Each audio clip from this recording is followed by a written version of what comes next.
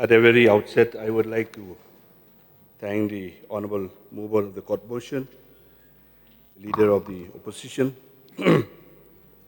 and the Honorable Member from Maukarwat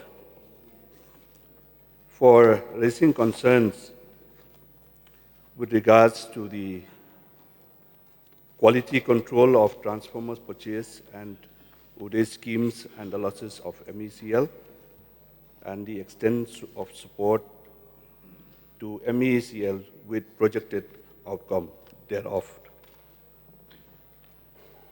It is really a matter of concern when it comes to the matter of the MECL.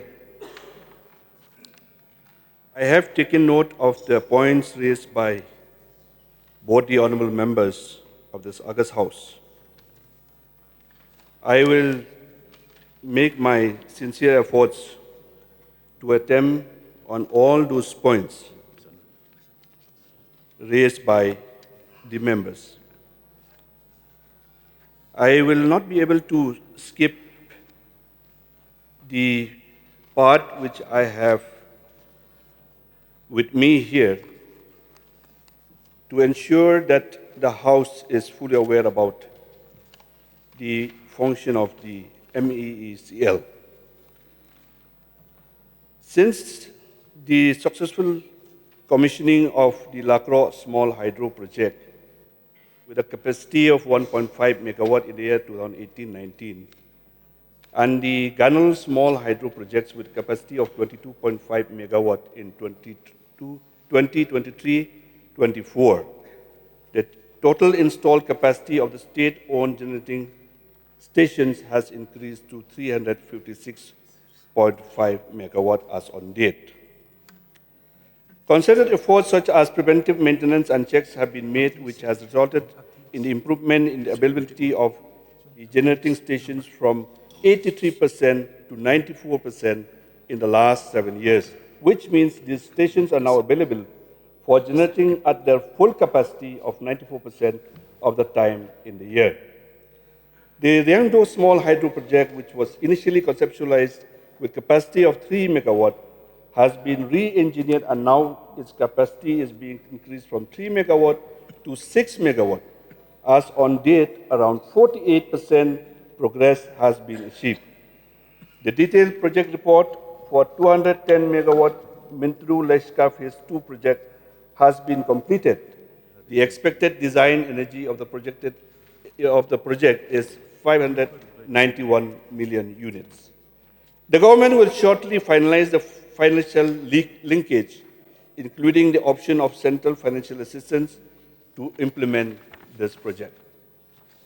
When it comes to transmission, I am happy to inform this August House that MEPTCL has been able to maintain a very high standard in terms of transmission system availability. The transmission availability factor of the state transmission network in financial year 2024-25 has been 99.70%. The line length has increased by 259.08 circuit kilometer at 220 kV level and by 370.82 circuit kilometer at 132 kV level since 2018-19. In terms of percentage, the line length at 220 kV level has been grown by 114% and 132 kV by 38%. In terms of transmission capacity at 220 kV level, it has increased by 640 MVA level and by 300 MVA level at 132 kV levels since 2018. In terms of percentage, terms of 220 kV level, there has been an increase of more than 200% and 132 kV level by 55%.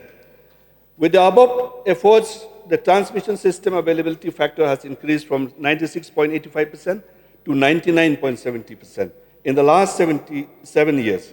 That is 2018-19 to to 2024-25. Similarly, in the same time frame, the transmission losses have come down from 5.13% to 2.53%, which clearly indicates the robustness of the state transmission network. Some of the important transmission projects completed in the last 7 years include construction of new substations at New Shillong, Fulbari, Minkere, including 138 kilometers of 132 kV DC Ampatti-Fulbari line. We are also augmenting 6 existing grid substations to higher capacity to meet the growing power demands. Now I come to the distribution. The Meghalaya Power Distribution Corporation Limited, which is responsible for managing the power distribution in the state, like other corporations, has also shown tremendous improvement in terms of all parameters. The corporation currently serves a consumer base of more than 7 lakhs consumers with a connected load of around 1,400 megawatt at various voltage levels. To serve this huge connected load and large consumer base with scattered presence, MEPDCL has ensured network expansion and augmentation in the last 7 years. It has constructed 2,207.73 circuit kilometers of new HT lines, 1,254.94 circuit kilometers of new three-phase LT lines, 2,359.55 circuit kilometers of single-phase LT lines, and has installed 2,676 numbers of new distribution transformers. As a result, the LT lines have increased by 58% in the last 7 years. While HT lines have increased by 38% in the last 7 years, the number of distribution transformers have increased by 31% in the same time span. MEPDCL has added 33 new 33 by 11 kV substations and augmented 41 existing 33 11 kV substations. The impact of the above mentioned massive infrastructure, I want to mention here about the growth that can be measured in terms of quantitative parameters, which are aggregate technical and commercial losses have improved from 37.27% in 2018-19 to 10.76% in 2024-25. Collection efficiency has also improved from 87% to 107% in the same time frame. Technical losses, transmission and distribution losses have improved from 36.20% in financial year 2018-19 to 16.60% in the financial year 2024-25. The ACS ARR gap of the corporation, which is one of the major indications of the financial health of the DISCOM, has improved from 1.18 per kilowatt hour in financial year 2018-19 to minus 0.30 kilowatt per hour in 2024-25. Sir, Deputy Speaker, sir, the impetus and focus on infrastructure augmentation still continues. I'm happy to inform the August House that work for electrification of left out about 55,000 numbers of households in 2,500 villages have been awarded recently. This will ensure coverage of all the households in the state. Further, I would like to now come to the issue raised by honorable members, which relates to the quality control check process for distribution transformers.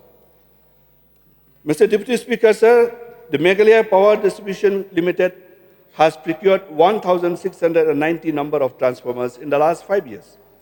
The numbers are 221 in 2021-22, 484 in 2022-23, 405 in 23-24, 419 in 24-25, and 161 so far in the current financial year. Apart from the above, the Meghalaya Power Distribution Corporation has also installed around 3,447 transformers on the various schemes. The scheme-wise detail are IPDS 53 numbers, DDUG JY 998 numbers, Subhagya 1,410 numbers, and RDSS 986 numbers so far till date. Sir, now I'll come to the quality control of the transformer procured by MEPDCL. I would like to draw the attention of the House that MEPDCL ensures that the proper quality check is done right from the empanelment of vendor to the receipt of the transformer at the stores of the MEPDCL. The quality control of the transformer procured by MEPDCL is ensured in various steps. I am to mention here the following steps. The first step, the factory inspection is done for the empanelment of the supplier. During empanelment of the transformer manufacturer, OEM, inspection officers is sent for inspection of the factory. The inspection officers, after completion of the inspection, submit a detailed inspection report to the Material Management Division. The second one is after examining of the report, under recommendation of the inspecting officers, the division issues a formal order for enlistment of the firm as approved vendor in MECL based on the quality assurance, type test, and routine test certificates as per the Indian Standard 1180. After that, on receipt of the transformer at central store, physical inspection and verification of barrier report are done following a robust checklist which usually includes insulation tests, routine tests covering winding resistance, voltage ratio, no load loss and impedance, type test report covering temperature rise, lightning impulse test, and short circuit test, oil test report covering breakdown, the electric voltage test report. It is also ensured that there is no damage, leakage, resulting, rusting, etc., and all the accessories are in place, such as bushings, fittings, electrical connections, gears, etc., etc. Oil level and condition is also thoroughly checked to ensure that there is proper level of oil and there is no leakage. Mounting structures of the transformers are checked to ensure that it is secure and there is no rusting. Moisture condition is thoroughly checked, that is level of silica gel in the transformers. Measuring tests such as insulation resistant testing is also done. It is pertinent to mention here that the transformers procured under the schemes implemented on the turnkey basis are not directly procured and installed by MEPDCL. These are transformers are procured and installed by turnkey contractors to whom the package is awarded. However, MEPDCL ensures the quality of the transformer through pre-dispatch inspection, which are mandatory before turnkey contractors dispatch and install the transformer. The pre-dispatch inspection includes the following inspections in terms of the turnkey contractor supplier: double frequency test, double voltage test, temperature rise test, no load test, full load test, breakdown dielectric voltage, vacuum test, turns ratio TTR test, winding resistance test, vector group and polarity test, verifies phase relationship. Similarly, to MEPDCL and MEPDCL is also following a strict process of quality assurance of the transformers procured. Sir, these are the processes which have been going on for all these years. But I would like to inform the House that to further strengthen the quality of the procurement of the distribution transformer, as well as the quality of the repairs of those transformers in the workshop of MEPDCL, the corporation has entered into an MOU this January 2026 with the Central Power Research Institute, and very soon we would be establishing a national accreditation board for testing and calibration laboratories, in short, the NABL laboratory, for testing of all equipment, including transformer, which will be the first of its kind in the entire northeastern region. Sir, further, the warranty of distribution transformer is only 1 year. There is very few and negligible failure of distribution transformer during the warranty period. Most of the transformers that are failed are due to aging or overloading. The transformer failure with respect to the failure rates in comparison to the total installation in the last 5 years has come down from 5.32% to 5.30% to 6.22%, 6.75%, and to 4.78%. So it's better than or compatible with to the national average, which is around 6%. Sir, all efforts have been made for timely replacement of the failed transformer by maintaining the buffer stocks at the central store and at the repairing workshops. MEPDCL has invested around rupees 2 crore towards the capacity enhancement of the transformer repair workshop, which will double the transformer repair capacity of the state from 480 DTR per year to 860 DTR per year. Sir, the replacement percentage of the transformer against the total failures in the last 5 years are in the year 2021-22. Total failures are 661 and replacement are 572, which means it is about 87%.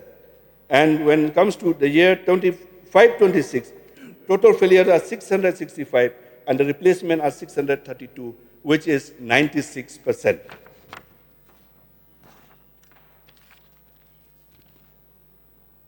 Sir, now I come to the second issue raised by the honorable mover of this court motion regarding the financial assistance to the Meghalaya Energy Corporation Limited provided by the government of Meghalaya. And I'm to mention here that UDAY or Ujwa Discom Assurance Yojana, aiming at operational and financial turnaround of state-owned power distribution companies, DISCOMs, issued by the Ministry of Power in 2015-2016. The state government entered into a tripartite MOU under Ujwal Discom Assurance Yojana, UDAY, was executed among Ministry of Power, Government of India, the Government of Meghalaya, and the Meghalaya Power Distribution Corporation Limited on the 9th of March 2017. And as per the MOU, the Government of Meghalaya agreed to extend financial support to the DISCOM till the DISCOM achieves turnaround. I want to mention here that MEPDCL was reeling under severe financial stress and had incurred losses during 2013-14 financial year, amounting to 295.15 crores and rupees 197.96 crores in 2014-15. The overall accumulated losses has reached to the level of 961.42 crores as on financial year ending 2014-15. The outstanding debt level of the MEPDCL had reached to the tune of rupees 166.67 crores at the end of September 2015. As per the MOU signed under UDAY scheme, the government of Meghalaya was supposed to take over 75% of the outstanding debt of MEPDCL by 30th September 2015. Further, the government of Meghalaya was required to take over the financial loss, profit and loss losses of MEPDCL as on 2018-19, 5% of the losses of 2017-18, 10% of the losses of 2018-19, 25% of the losses of 2019-20, and 50% losses of 2020-21. Accordingly, Government of Meghalaya took over the losses as per profit and loss accounts of MEPDCL and took over the losses amounting to 322.54 crore from 2018-19 to 2021-22 as below. Financial year 2018-19, profit and loss of MEPDCL in crores in previous years 268.57%. Loss taken over by Government of Meghalaya in crores is 13.42 crores, which means is 5%. 2019-20 is 185.34 crore, which is the profit and loss of MEPDCL, and loss taken over by Government of Meghalaya is 18.54 crore, which is 10%. In 2021, 408.99, which is profit and loss of the MEPDCL, 408.99 crore. The loss taken over by Government of Meghalaya is 102.24 crore, which is 25%, as mentioned above. And in 2021-22, it was the P&L loss of MEPDCL is 396.51 crore, and the loss taken over by the government was 50%, that is 198.25 crore.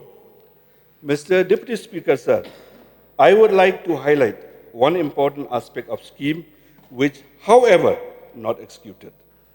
As per the clause 1.2 sub-clause J of the MOU, the government of Meghalaya was required to provide support to MEPDCL through operational funding requirement till turnaround is achieved. However, till 2021-22, there was no operational funding requirement provided to MEPDCL. This amounted to 1,165 crore. Additionally, the pandemic COVID-19 also impacted the MEPDCL badly, and to overcome the situation of rising dues towards power purchase to CPSUs, it had to take loans under Atmanirbhar scheme of Government of India to pay those dues. Since these loans were of working capital nature, hence we are not allowed to be recovered through tariff. The monthly principal and interest payment was rupees 21 crore, adding to the financial burden of the MEPDCL. Further, the Ministry of Finance, Government of India, in the month of June 2021, allowed the state government an additional borrowing limit of 0.50% of their gross state domestic product, GSDP, for the financial year 2021-22. This borrowing capacity was directly linked to implementing specific performance reforms in the power sector. The government of Meghalaya accordingly committed to take over the losses of MEPDCL 22-23 in the year 22-23, 60% loss of financial year 21-22. For 2023-24, 75% loss of financial year 22-23, and in 2024-25, 90% loss for financial year 23-24. In 25-26 and onwards, 100% loss for financial year 24-25 and onwards. The above notification from Ministry of Finance also mandated that the state which will not participate in the scheme but have earlier participated under UDAY will have to make over the 50% losses of the DISCOM. Therefore, the scheme was linked to UDAY even for non-participating states. Accordingly, Government of Meghalaya opted to participate in the schemes. However, the additional borrowing to the tune of 0.5% of the GSDP was availed only in 1 year, that is the financial year 22-23. Sir, it is pertinent to mention here that up to 2023-24, the corporation was also facing two major difficulties, which resulted in increase in losses in 2022-23 and 2023-24. The first one is, it is well-known fact that the electricity demand in Meghalaya is complementary to rest of the states in India, as the peak demand here is in the winter month as compared to summers in rest of India. To take advantage of this, MEPDCL got into banking agreements with other states wherein transaction was settled in terms of energy only and there was no monetary benefits to the state. The second one is the DISCOM was also dealing with the regulatory hurdles as the tariff allowed by the Regulatory Commission was not cost reflective in nature and there were a lot of arbitrary disallowances impacting the beneficiaries of the DISCOM because tariff is the major source of revenue for it. What are the steps taken for the resolution of the issue? I am to mention here, sir, this is very, very important. From October 2023 onwards, MEPDCL decided to stop getting into swapping or banking transactions and instead decided to trade the surplus power available in the monsoon month in the market to ensure that revenue is generated and at the same time the burden of the power purchase expenses on end consumers could be reduced. It was also decided to make all the payments related to power purchase in advance or before the due date to avoid delayed payment surcharge, which is not part of the tariff of DISCOM. Another one is MEPDCL also took comprehensive analysis of the factors impacting the tariff and took those matters with regulator and was finally able to convince the regulator on those issues in the tariff for financial year 2024-25. So I want to mention here, what are the results of those steps taken on the resolution of those issues? The result of these efforts can be seen from the fact that in the year 2024-25, the losses have reduced to 35 crores only. And in 2025-26, we are also confident that this performance will continue. And we would like to seek and to mention here the reason for the continued support required for MEECL. It is pertinent once again to note that there are several legacy issues which are now in the process of being settled. It is a very long legacy issue. The most prominent ones are delay in financial turnaround of the DISCOM due to absence of operational funding requirement. As I have already mentioned, that the funding requirement under this head was to the tune of rupees 1,165 crore, which was never provided to the corporation as committed under the UDAY MOU. Number two, loans of the corporations which are not covered under tariff. The corporation as on date has a total loan outstanding amounting to 2015.75 crore rupees, out of which loans pertaining to MEECL bonds amounting to rupees 630 crores, PFC Atman Ribhar loan amounting to rupees 423.55 crore, and REC Atman Nirbhar loan amounting to rupees 393.34 crore are not allowed in tariff. The total amount of such loans constitutes to the tune of 72% of the total outstanding debt of all the corporation. All the major loans of MEECL and its subsidiaries will be over by March 2031. Transmission Corporation has already paid all its loans and it's debt-free now. All efforts are being made that no additional loan is drawn from any financial institutions. Number three, the funding of pension corpus. It is also pertinent, and I have to mention, that at the time of trifurcation of the MEECL into the MEPDCL, MEPGCL, MEPTCL, in 2013, Government of Meghalaya has committed to take over the pension liability of rupees 840 crores at that point of time. However, till 2023-24, no funds were released from the government of Meghalaya against this, and the fund requirement of pension and gratitude corpus reached to rupees 3,400 crores as per the actual valuation report of 2022-23. Sir, I have already mentioned about the losses, and I'm also here to mention about the aggregate. I've also already mentioned, I think, the aggregate technical and commercial loss in 2019-20 from 32.07% to the year 2020 to 21 to 29.67%.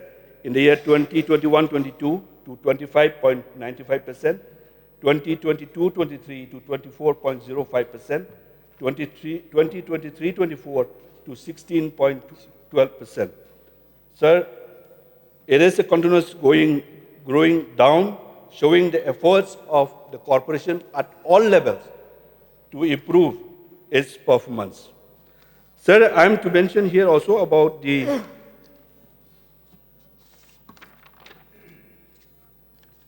earlier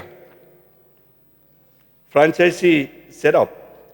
It was only for bill collections through Community Service Center, which was launched on 27th March 2014. And as first step, two village level entrepreneurs located at Smith and Tindring were targeted for implementation and expanded to Jaintia Hills, Nongstoin, William Nagar, Mausanram, and other places. The scope was billing and collection only. However, there were some defaults in depositing the payments collected from consumer to MEECL.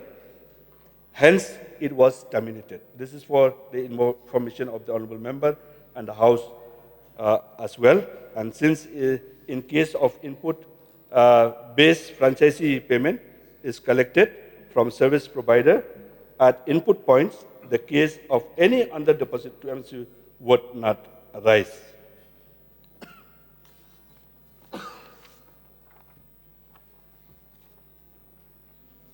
Sir, I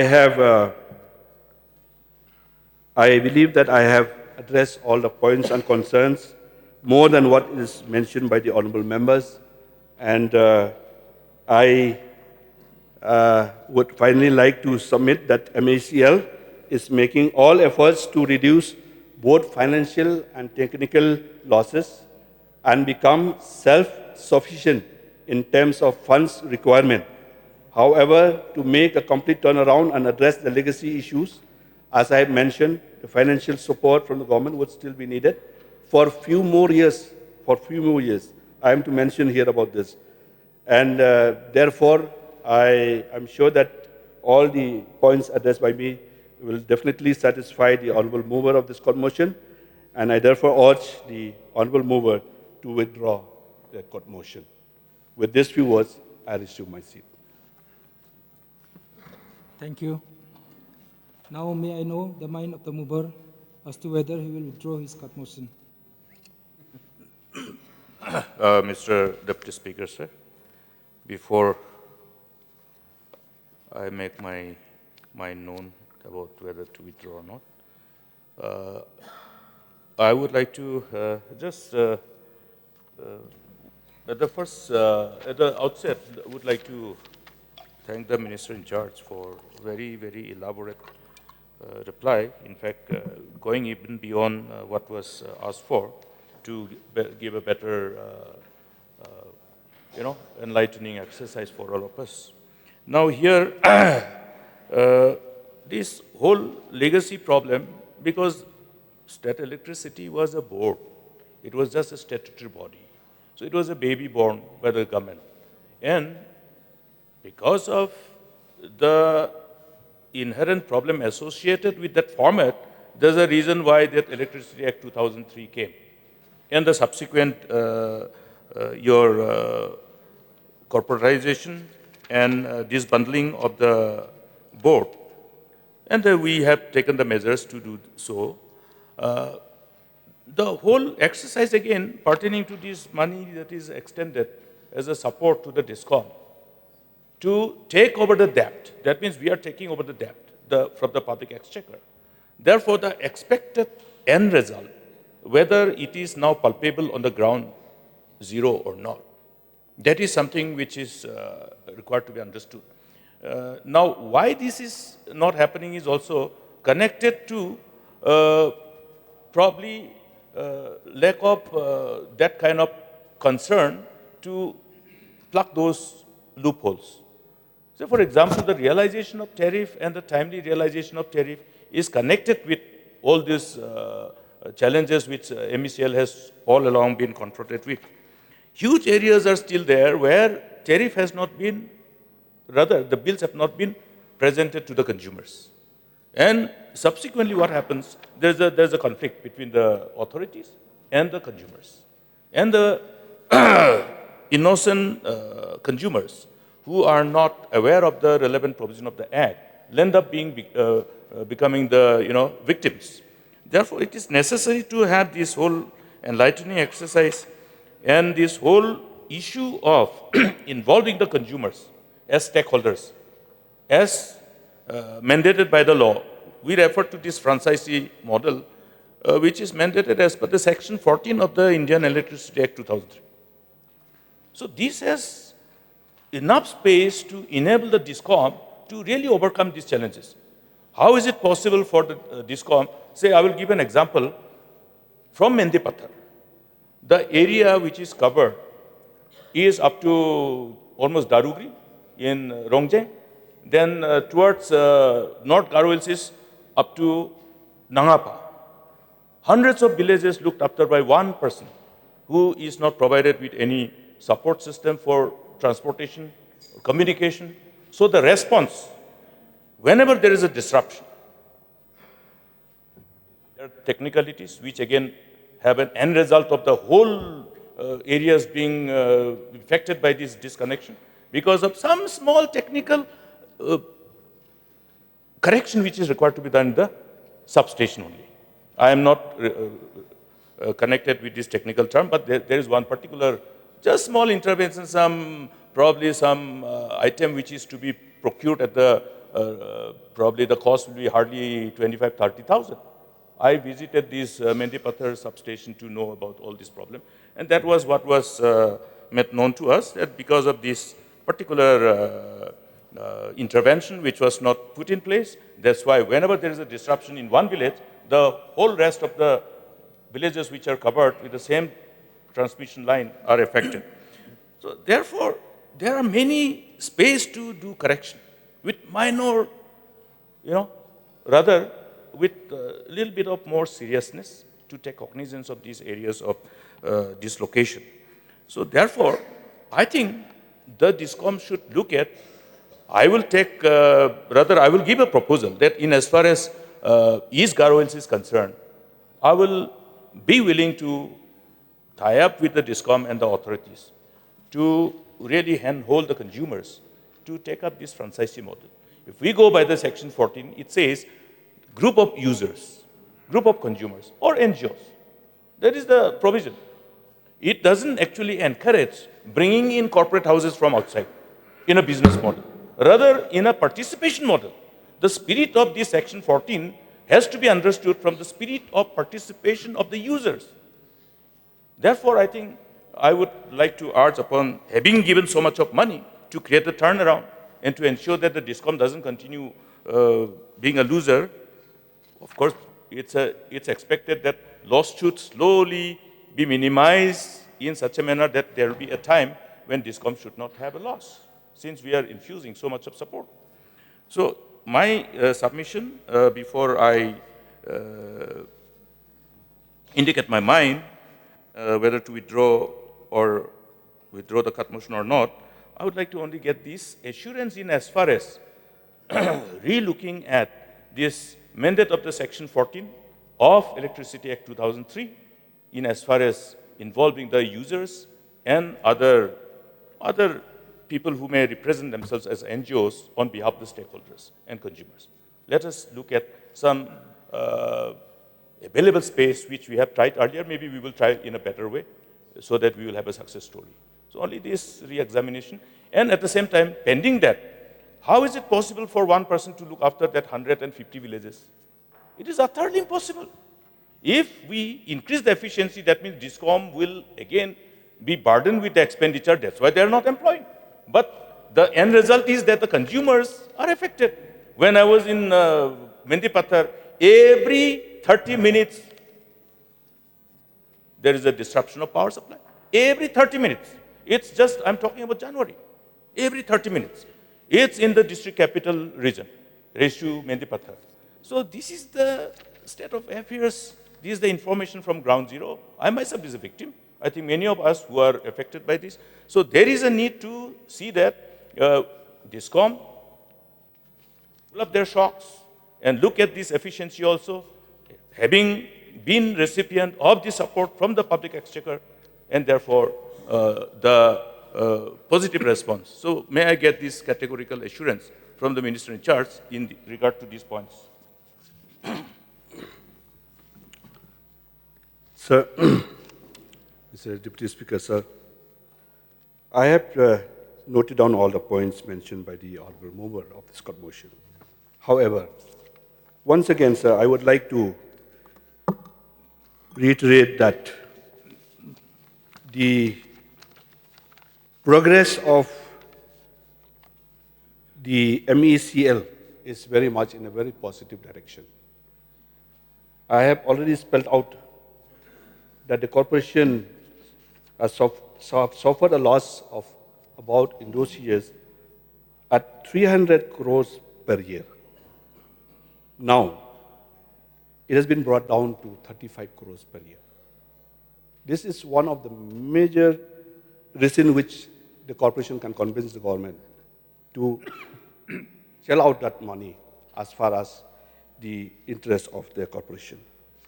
Number two, sir, I would like to mention, again, I would like to repeat, I've already mentioned during my address that the aggregate technical and commercial losses have improved from 37.27% in 2018-19 to only 10.76% in 2024-25.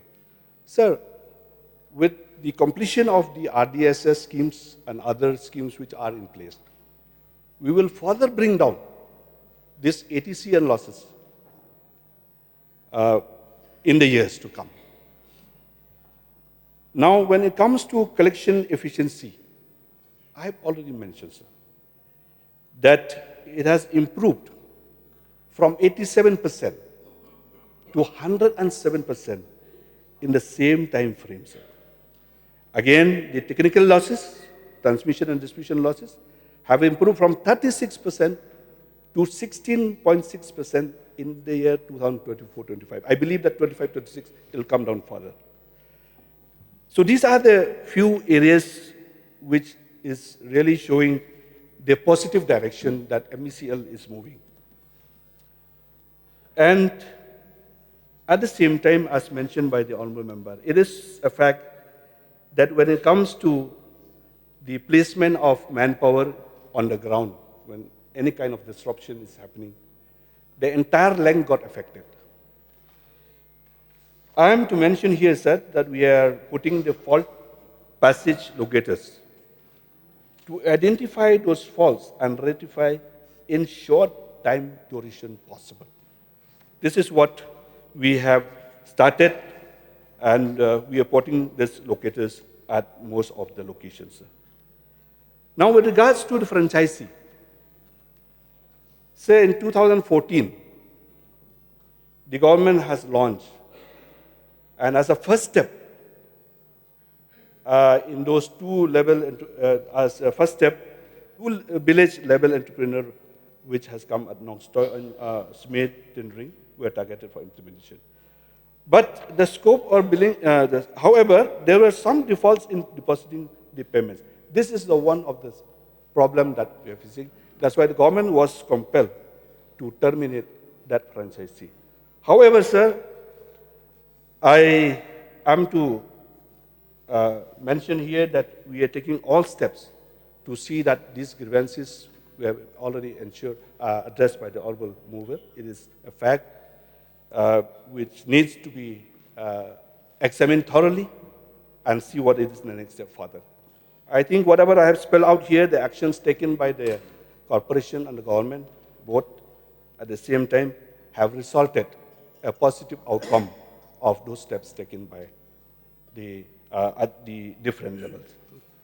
So I hope that the clarification which I have made just now will definitely satisfy. And we are very seriously, I personally as the Minister in charge of power, taking very serious note of all the points noted by the honorable members.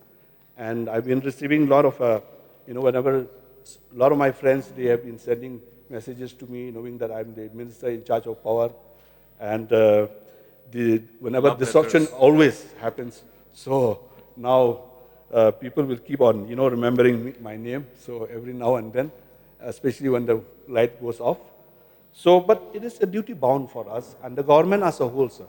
And I'm to thank the Honorable Chief Minister, in fact. He's been very supportive to the department from time to time. Whenever we place all the burdens of the corporation, we walk hand in hand and see that we see the light of the day as far as the corporation is concerned.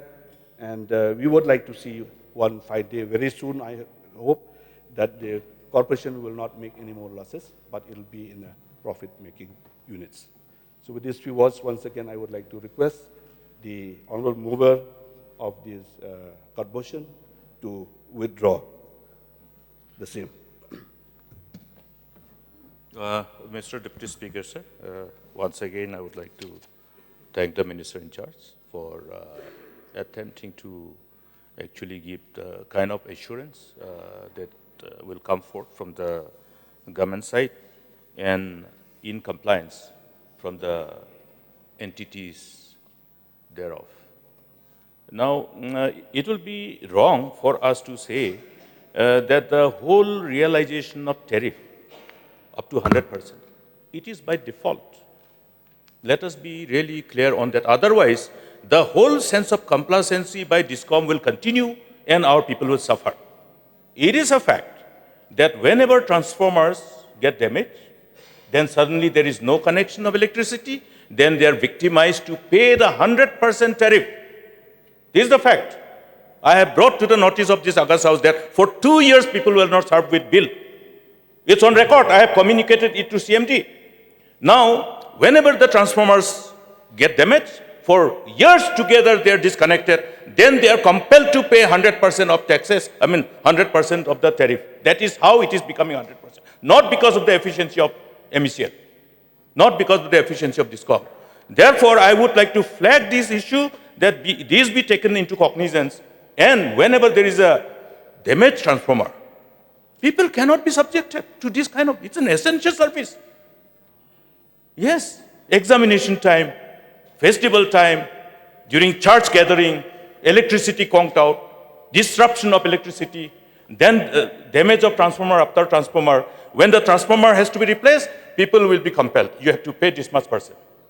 In fact, during election time, we have seen some of the candidates have paid this. Yes. It's a fact, Mr. Deputy Speaker, sir. Therefore, it is not because of efficiency of the DISCOM, but it is because of default by which people are compelled through victimization of the process. And it is a fact, every member of this August House is actually aware of this problem. Therefore, categorically, I would like to get a assurance from the Minister in charge that this angle should be seen as an area of concern, which should be corrected. And whenever their transformer is damaged, people should not be subjected. If 1-2 persons are paying their bill, why should, just because 2-3 persons don't pay bill, the whole village should be victim of disconnection and non-restoration of the electricity supply? So this is a fact. If somebody is denying, then let us go and ask the people. So this is a fact. In spite of infusing so much of money, yes, it is expected. The Honorable Chief Minister, the government has been responsive to this need of DISCOM. So also this August House. we have not brought this cut motion again and again. But we have flagged some issues in specific areas of concern. And this area of concern, that DISCOM should not disrupt the connection of power just because one or two people don't pay their tariff. Every villager should not be, the whole village should not be victimized because of this. So I want this categorical assurance. Otherwise, there will be, that sense of complacency by DISCOM. Oh, our realization of tariff is now 100%. Good, but under what circumstances? Every time we receive this phone call, even now, many villages are there whose transformer are yet to be replaced and electricity restored. So only with this assurance, only then I will make my mind known.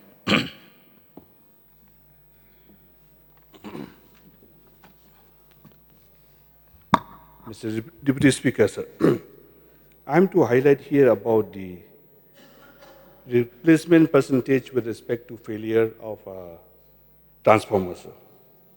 Till now, we have brought down the replacement percentage from 21-22, 87% to 2025 till date, at the rate of 96%. I have also shared the steps taken by the corporation.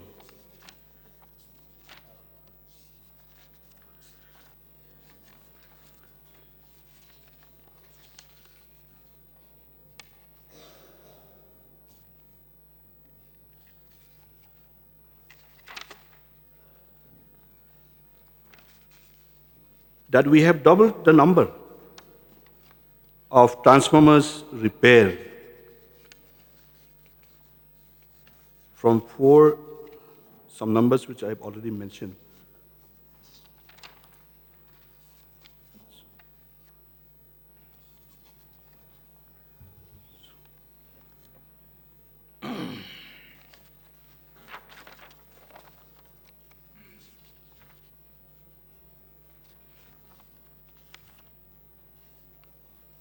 We have also procured the good number of transformers, sir. The number of transformers in the last 5 years, where in 21-22 there's only 221, and as on date, we have already procured 161 so far in this current financial year. So, as far as those points is concerned by the honourable member, when it comes to transformer and billing cycles, we have taken note of it. Perhaps there are some areas where the billing cycle is not in order because of whatever reasons.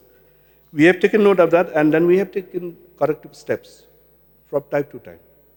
And this will continue from the corporation, because at the end of the day, the whole objective of supplying of electricity to the people, to the consumer end, should not be at the cost of suffering from the consumers. We have to ensure that whatever burdens that are being carried out by the corporation should not be levied to the consumers. In fact, it is the duty bound of the corporation and the government to look into all these things. That's why, sir, this points, as I have already said, mentioned by the honourable members, have been taken note of, and we can always give an assurance that we look into these issues very seriously and see that how we bring down the percentage of these incompetency of some of at different levels to ensure that the smooth power supply and the burden of the consumers should not be in the state of, the state of suffering, and as they are at the suffering and only. So with these few words, I hope that I have satisfied and tried to address all the concern. And I once again request the honourable mover to withdraw their court motions. Mr. Deputy Speaker, sir, I have every reason to be happy after getting this assurance from the Honorable Minister in charge, yes, there are areas where corrections are required, and the Honorable Minister has been elaborate in assuring this August House that he has taken cognizance of all these concerns, and therefore I'm very, very happy, and I'll have a very good sleep. So I would be very happy to beg the leave of the August House to withdraw the cut motion. Thank you. Now, since the mover has withdrawn his cut motion, now let me put the question before the House. The question is that grant number 5 be passed. Those who are for the motion, say aye. Those who are against, say no. The ayes have it, the ayes have it. The motion is carried and grant number 5 is passed.